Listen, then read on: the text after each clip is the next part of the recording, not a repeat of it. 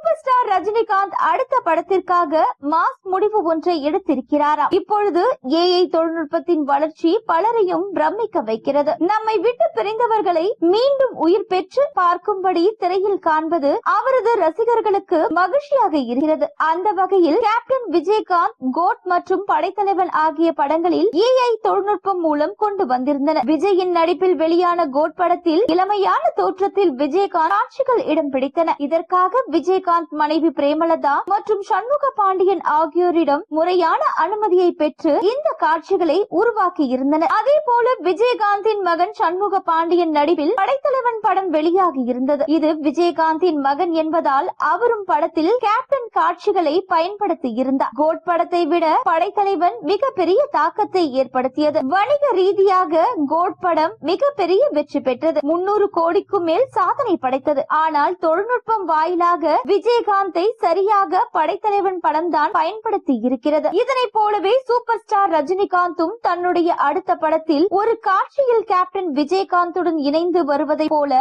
நடிக்க ஆசைப்பட்டு இருக்கிறாராம். இவர்கள் இருவரும் முன்னணி நடிகர்களாக இருந்தாலும் சேர்ந்து நடிக்கவில்லை. விரைவில் ஏஐ மூலம் சூப்பர் ஸ்டார் மற்றும் கேப்டனை ஒரே திரையில் பார்க்க வாய்ப்புள்ளது.